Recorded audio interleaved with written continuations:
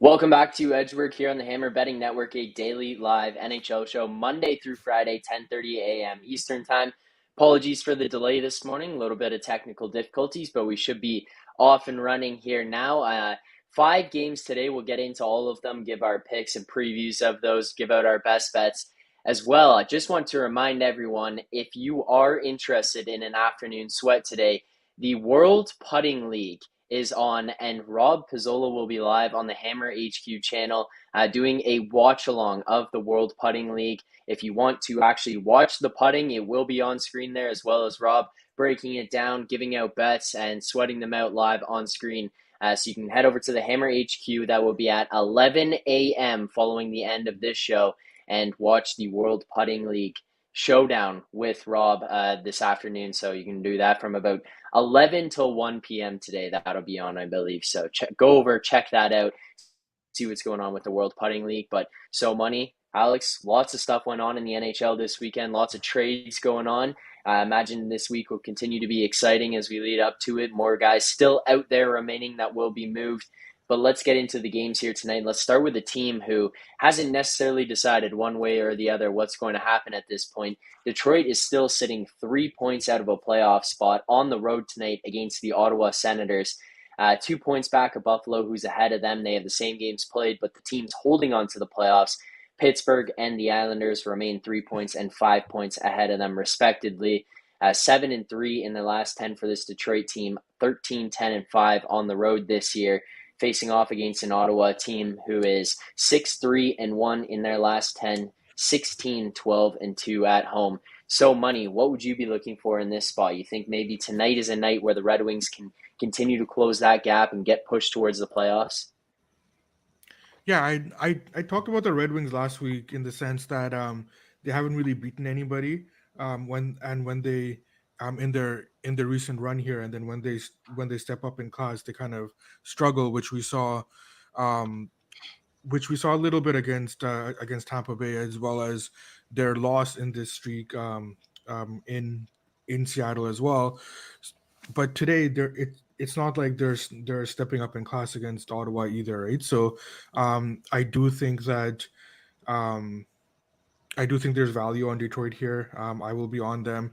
I am waiting for the goaltending, not necessarily because I think that there's a huge difference between Husso and Hellberg right now. There is, but it's not as big as what the market will dictate if it is Hellberg in net. So if it is Hellberg, we'll get a better price on Detroit. But I'm good with I'm good with Detroit right now as well. Okay. Yeah, that's a good point to make too. Yeah, the drop off between Husso and Hellberg isn't worth a lot in my standings, but it will be, it's something that the books reflect on, and they will move it probably another 5, maybe even 10 cents, which I think that's even more of good value. I think Detroit's in a decent spot here. I kind of lean with the draw a little bit. I think Ottawa's been playing competitive hockey. Detroit playing well, and like I said, their emphasis now is just getting points in every game as possible. They can get at least 1 point, and still hang around in that wild card realm. So looking at a draw spot here around plus 340, plus 345, and if people have noticed over the last week or so, we've seen these numbers come down. You're not seeing the 370s and 375s on every game now, because the bookmakers have caught on to the fact that a lot of these games are going into overtime, going into shootouts. So they're knocking that down, but there's still some decent value when you're talking about a +3-1, nearly +3.5 to 1 a shot here. So I'm going with the draw on Ottawa and Detroit. Okay. For the official pick, we'll lock in the Detroit money line there. That is +115 on Caesars. And if you do want to track all the picks, you can find this in the BetStamp app in the Find Better section as Edgework HQ. So make sure to head over there, give that a look, give it a follow. And as well, we did launch for the first time ever this weekend. Every Saturday, we'll have all of the Edgework content creators submit a best bet. So submit one out. We'll track them here on BetStamp and tweet them out. So you can also follow us on the Edgework Twitter account. You can see it on your screen there at Edgework HQ on Twitter. You can follow that, see all the picks that come in and who submitted those picks and who's on what side. So make sure to check that out as well for our special Saturday picks. And Jeremy Kahn asking here, are you on a different mic? Sounds like a laptop mic. Yes, on a different mic. We're having mic issues ahead of time, but seems to be the solution for this one here today. And then we'll fix that back for tomorrow. This weekend, we did get to see a goalie goal. Linus Ullmark scores the goalie goal. It was interesting to hear the Jack Edwards call on that. It was pretty exciting. And he did basically announce that the Vezina was locked up with Linus Ullmark scoring that goal. Before we preview this game here tonight, Alex, I did want to ask you your thoughts on Ullmark, leading candidate for the Vezina at this point in the season, scores a goal. Does that have any weight in his Vezina candidacy, in your opinion? You're muted there, Alex. Sorry about that. Yeah, I'm sure having a goal on top of already, basically having a sub 2 goals against average and already getting near 30 wins. That I think that pretty much would lock up the Vezina for him. He's getting the job done at both ends of the ice right now, of course. But no, jokes aside, he's been playing lights out. It's just incredible. And this is a guy that I was skeptical, and a lot of people were saying when he was in Buffalo that, if he gets to the right team and has the right defense in front of him, he could be a top-tier goalie. I was really skeptical about that, but that seems to be the case now, playing with this Bruins team that's just a full collective unit right now. He's got guys rocking and rolling, guys blocking shots in front of him, but he's making 10 bell saves night after night and has looked good, and there's a reason why he is a heavy favorite right now to win the Vezina. Yeah, so money. Does it make any impact for you on the future? Not for me, but I'm also biased in that respect too, right? Like, we always talk about this. These are people voting, right? And Yeah. I think that when a goalie scores a goal who's already the Vezina favorite, it doesn't hurt his case, right? So I think that it's I think at this point it's pretty much locked up. All right, and that Bruins team, they are facing off against the Oilers tonight, and the Bruins are pretty comfortable with where they're at. I mean, looking even in their own division, they're 13 points ahead of the Toronto Maple Leafs at this point, with games in hand on them. 7-2-1 in their last 10. They're on a 6-game win streak. What they started doing at the beginning of the year, they continue to do now, on pace to set records in the NHL for points and wins at this point in the season. But this Oilers team, 4-2-4 in their last 10. They do hold on to the third spot in the Pacific, 2 points back of the Kings, 4 points back of Vegas, and looking even at it, 2 points up on Seattle right now.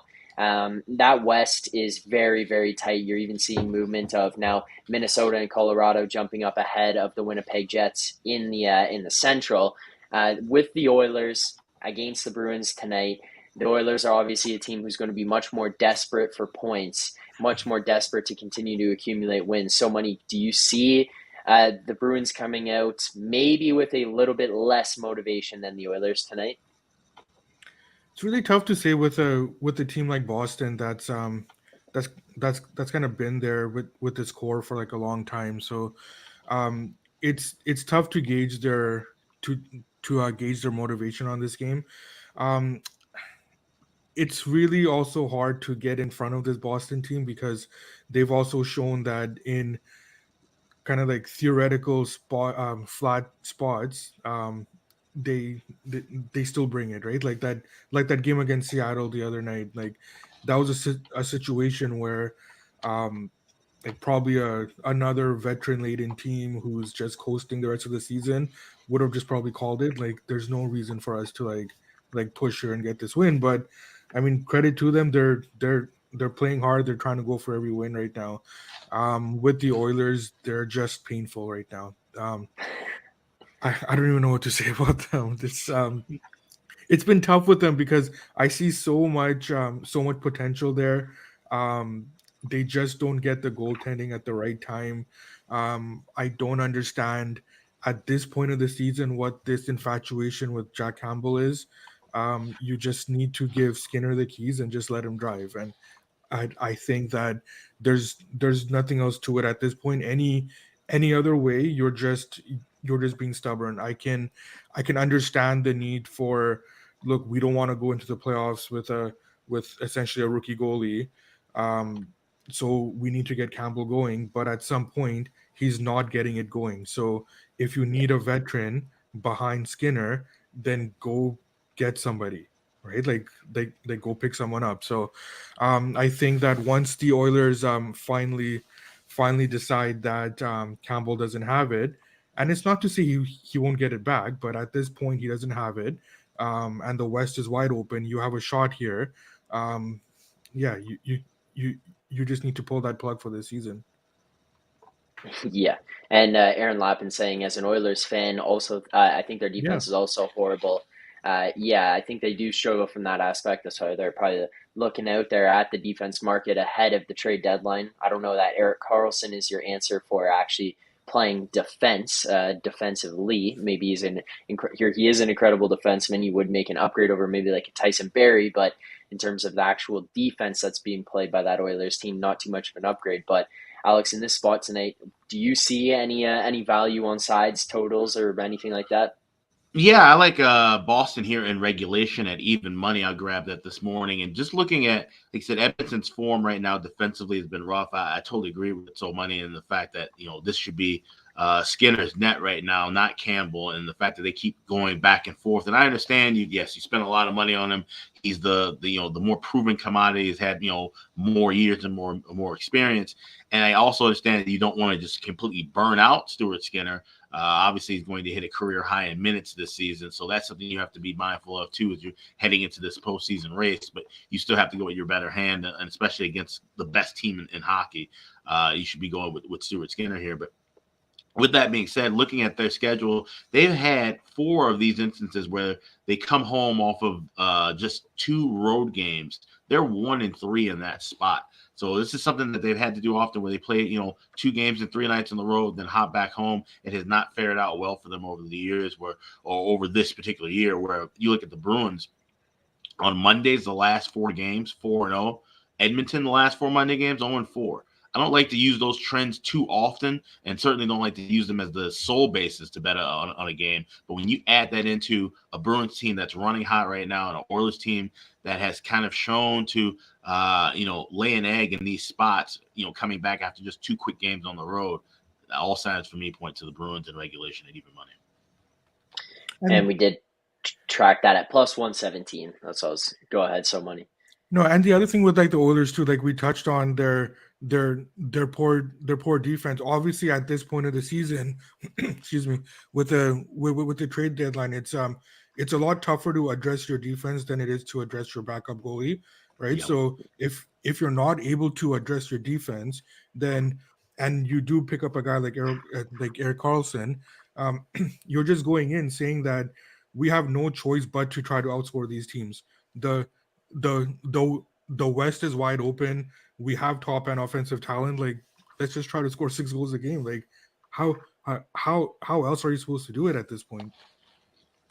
Yep. Yeah, yeah. It's very much like what we used to see at a team here in Toronto, where you had to just outscore problems and kind of Yeah. bury it on that end, and ultimately doesn't lead to long term success. Uh, let's look at the Vancouver Dallas game here tonight. Vancouver 3-5-2 on in their last 10.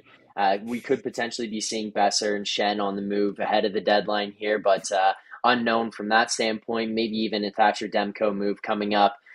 Dallas right now holding on to first in the Central. That Central Division is very tight. Teams moving up and down basically daily at this point, but Dallas still remains at the top of that, 3-3-4 in their last 10. And you got 2 points up on Minnesota, 3 points up on Colorado, 3 points up on Winnipeg. This Dallas team continue to hang on, but Alex, if you're looking at some of the teams behind them, you are looking at basically a spot against Vancouver tonight where you need points. You would much prefer to even get a win in this one. Is this a good spot for Dallas to be able to do that and kind of turn things around from what's been going on in their last 10 here? Well, it's an important game for them, but they've been playing important games pretty much most of this last 10-game stretch. And like you said, the proof's in the pudding they had a lot of close games, a lot of games. Honestly, I've been betting it for 5 games in a row now. Probably will be betting it again tonight. The draw with Dallas, they've gone into overtime or shootout in 3 of the last 5. They easily could have gone into all 5 of those games with past regulation. That 2-1 game against Dallas goes into a shootout. They had ample chances to tie the game in Dallas-Columbus. Of course, they were a buzzer beater away from going into OT with Chicago. So Dallas isn't making it easy, and they've been struggling against teams they should be putting away, like Chicago and also Columbus. So Vancouver is not going to scare me too much. They've been hanging around the games. I definitely think this is worth the draw. You can get it as high as plus 406 at Pinnacle. That's a decent stab for, like I said, a star team that's just trying to make sure they get points out of any game they play this juncture right now. Yeah, this is one of those games where I think you got to be careful because the Canucks, there's a lot of personnel rumors swirling around them right now, and I think at any point you could see Shen, although he shouldn't affect the line that much, but Shen, Besser, JT Miller's name has come up the last 24 hours here. So I think that you got to be cognizant of that. The other thing too is that the Stars can't score right now, and if they can't score against the Canucks right now, then I'd have more serious concerns with them. I do agree with Alex in the sense that it should be a tighter game than what the line insinuates here. I think that the Canucks, as bad as they look, they are actually not playing too poorly, considering the defensive talent and the goaltending that they have to trot out every game. They're hanging in there, and I think that I can see Alex's thought process here in the sense that it'll probably be a tighter, low-scoring game, and if that's the case, then yeah, I think that the Canucks do have a shot here, especially if the Stars end up going with Wedgwood. For now, I'll be passing. I just similar to like the way I've been treating the Sharks the last couple of weeks. Like I just don't want to be caught in a situation where I'm holding a Canucks ticket or like an under ticket or anything, and then they trade away JT Miller or Brock Besser. Yeah, fair enough. Yes, this is a very important time, especially for teams like that, to be paying attention to trade news. Players sitting out for trade-related reasons. That's one of my favorite tags that we've seen coming out this year, and how often it's been coming out. I mean, poor Jacob Chikrin's been sitting there for 3 weeks at this point for trade-related reasons. But I think they're being honest about it, right? It's like better than upper body, lower body. Like just tell me he's sitting because of the trade, and that's fine. Yeah, exactly. We finally get the honesty out of these guys, but it's just coming in such a massive amount of players around the league just sitting out for trade-related reasons. It's just becoming a funny phenomenon. Looking at 2 teams who are top-end teams and would be looking on the other end to acquire players ahead of this one, and we already seen Vegas go out and make a move at this point. I can't imagine they'll be done yet, but Vegas taking on the Colorado Avalanche in Colorado here tonight. Vegas is holding on to first in the Pacific. Kind of mentioned Colorado jumping their way up to third in the Central right now. Colorado in a very tight position, 1 point back of Minnesota. They can jump up to catch Dallas at any point here, as they are 3 points back of them with 2 games in hand. And Vegas, not too comfortably, but somewhat comfortably sitting ahead of the LA Kings and the Edmonton Oilers at this point, with 2 points up on the Kings and 4 points up on Edmonton, but they do have 2 games in hand on the Kings. This should be a decent battle here tonight between these 2 teams, but Colorado on a 5-game win streak. So, Money, looking at this matchup, do you think we could be seeing a spot tonight with Vegas on the road, potentially putting Colorado's winning streak to an end. So Colorado has burned me the last week and a half here. There's the way I look at this game right now, there's no reason for me to step in front of Colorado. And especially there's a possibility of Cale Makar being back tonight as well. I don't think he'll get in there, but that's something that of course we need to monitor because he's gonna greatly impact that line. If he's not in, I do have a bit of an underlook here.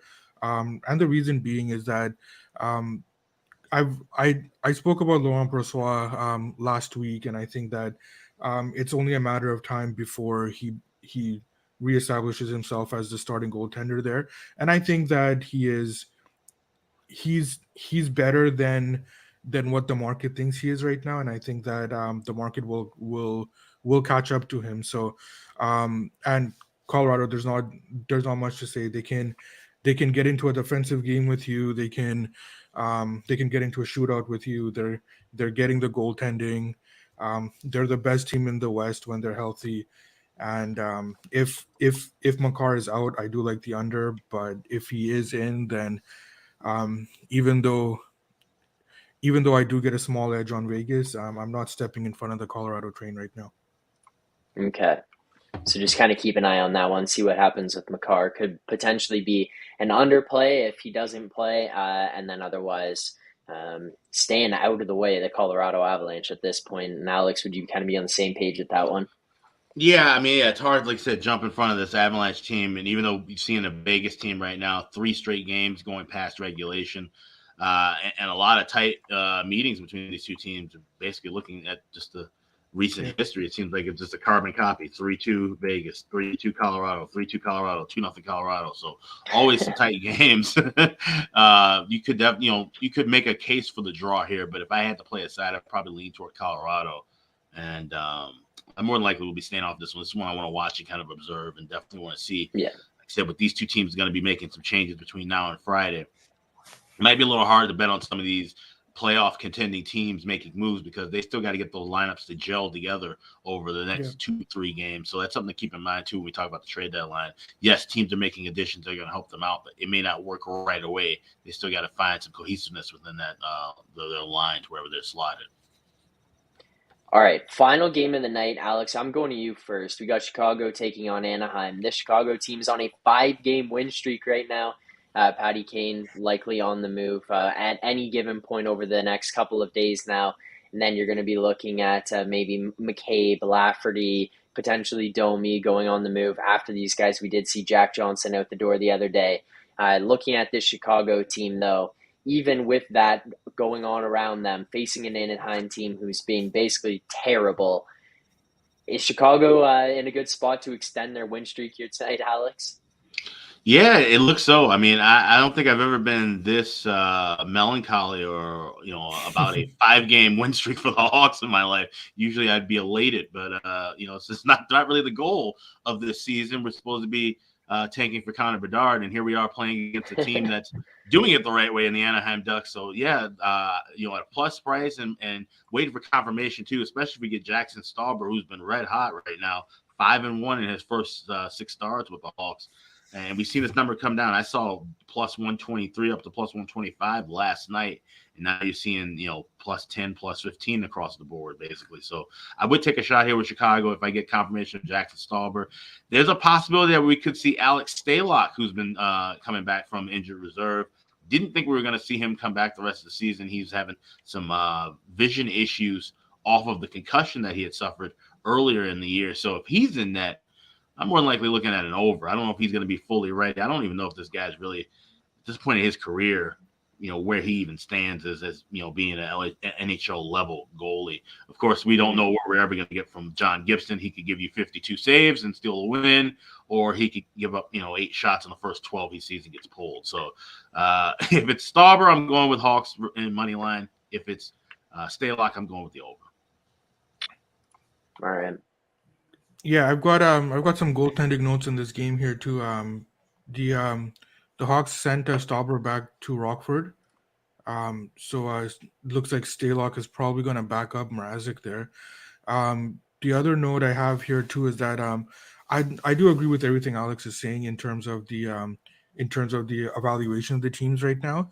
Um, Looking at that Ducks price, it's kind of strange seeing them at that at that minus number. Now I will say that John Gibson is on one of his streaky runs right now, and we've seen throughout his career that he can get hot for a while and he can go in the tank in the while for a while. So he's very streaky right now.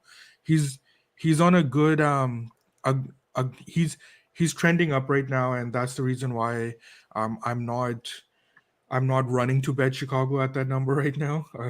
Oh, and so I think that if Gibson does start, I'll pass.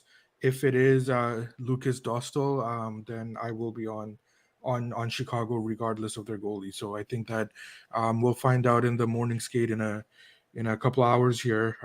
But yeah, it's tough for me to let that Chicago price go if it's not John Gibson in goal.